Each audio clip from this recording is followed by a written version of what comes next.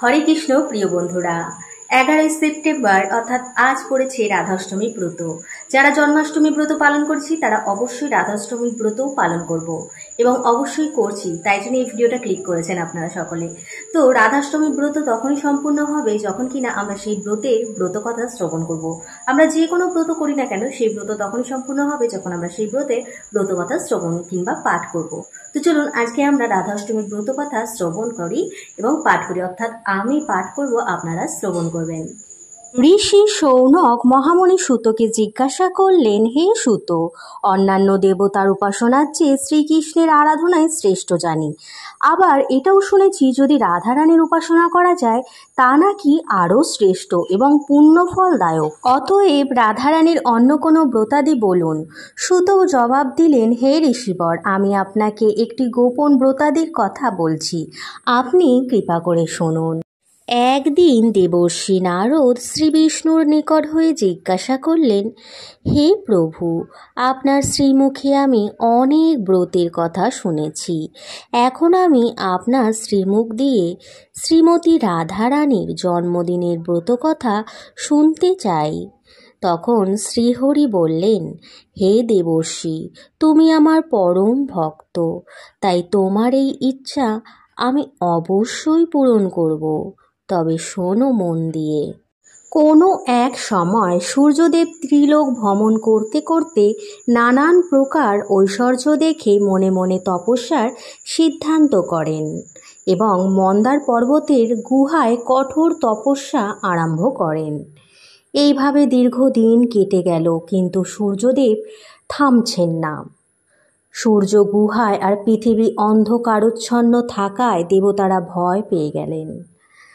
দেবরাজ ইন্দ্র ও সমস্ত দেবতাগণ মিলে তখন আমার কাছে এসে সমস্ত কথা বলল। আমি বললাম, ভয় পেও না। হে দেবতাগণ, সূর্যর থেকে তোমরা কেন ভয় পাচ্ছ? সূর্য থেকে তোমাদের কোনো ভয় নেই। তোমরা নিজ নিজ স্থানে ফিরে যাও, আমি সূর্যকে তার তপস্যা থেকে নিরস্ত করব। তারপর আমি সূর্যের কাছে গেলাম। তখন সূর্য আমাকে দেখে খুব আনন্দিত হলেন। তিনি বললেন, হে শ্রীহরি, আপনার দর্শন পেয়ে আমার জন্ম সার্থক হলো। যিনি সৃষ্টি স্থিতি সংহারকর্তা ব্রহ্মা মহেশ্বর, যাকে সর্বক্ষণ চিন্তা করে, তাকে দর্শন করে আমি ধন্য হলাম, আমার তপস্যা ধন্য হলো।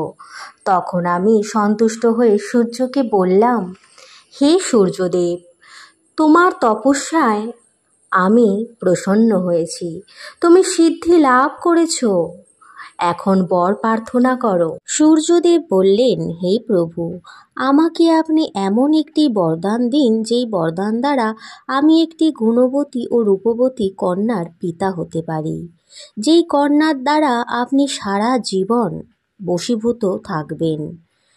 আমার আর কিছু চাওয়ার নাই। তখন শ্রীবিষ্ণু বললেন, এই ত্রিলোকে আমি কেবলমাত্র শ্রী রাধিকারই বশীভূত। শ্রী রাধা ও আমার মধ্যে কোনো প্রভেদ নাই।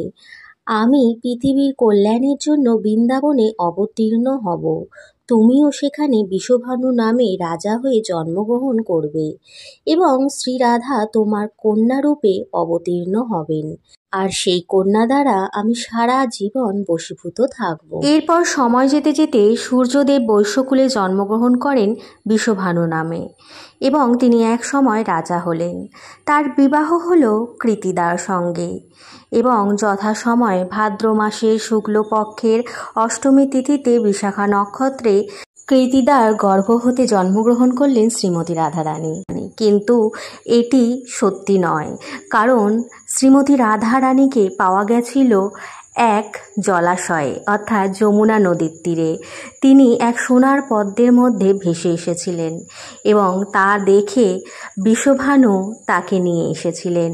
কারণ বিষভানু প্রতিদিন যমুনা নদীর তীরে প্রার্থনা করতেন, হে মা যমুনা, আপনি দয়া করে আমাকে একটা কন্যা সন্তানের পিতা হওয়ার সুযোগ করে দিন। এবং যমুনা নদী তার প্রার্থনা স্বীকার করেছিলেন এবং সবই তো ভগবানের লীলা, তাই না? কিন্তু জন্ম নেওয়ার পরও শ্রীমতী রাধারানী তার চোখের পলক খোলেননি, কারণ তিনি তো শ্রীকৃষ্ণকে প্রথম দর্শন করবেন। এইটি আগে থাকতেই তিনি কথা দিয়ে এসেছিলেন শ্রীহরিকে, তাই তিনি চোখের পলক খোলেননি।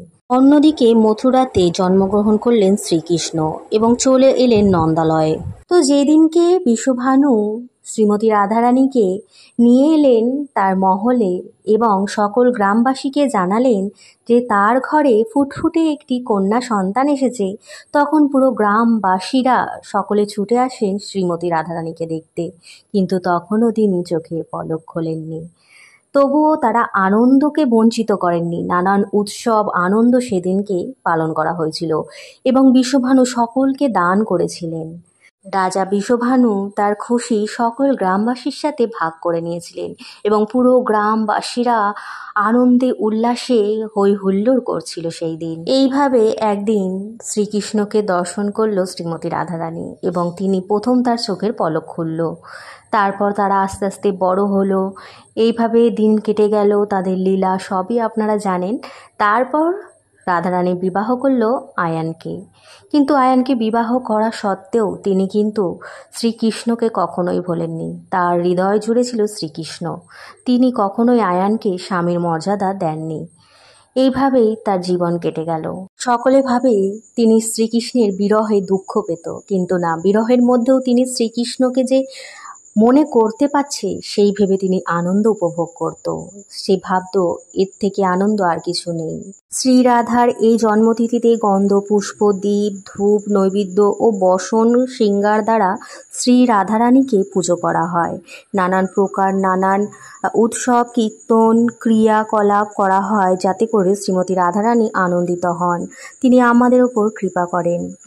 রাধারানীর সাথে রাধারানীর গোপী, তার সখীদের, বিশ্বভানু, কৃতিদা সকলের উদ্দেশ্যে পুজো করা হয় এই দিন এবং সর্বশেষে তার ব্রতকথাও শোনা হয়। তারপরের দিন প্রার্থনা করা হয়। রাধারানীর সঙ্গে কৃষ্ণ নাম নেওয়া হয়। শ্রীমতী রাধারানীর নাম জপ করলে যাবতীয় মন্ত্র জপের ফল লাভ হয়। তপ জপে আমার যেমন সন্তুষ্ট জন্মে, একবার রাধা নামের উচ্চারণ করলেই আমার থেকে বেশি খুশি কেউ হয় না। আমি সবচেয়ে বেশি সন্তুষ্ট লাভ করি। এই ব্রতের অনুষ্ঠান সমস্ত দুঃখ দূর করে, সুখ, শান্তি ও ভক্তি লাভ হয়, সহস্র পুণ্য লাভ হয় এবং সকল ক্ষেত্রে বিজয় লাভ হয়। ভক্তের কাছে এই ব্রতের কথা শুনলে সমস্ত অমঙ্গল দূর হয়, কিন্তু ভণ্ড যারা নাস্তিক তাদের কাছে কিন্তু প্রকাশ করলে অমঙ্গল হবে।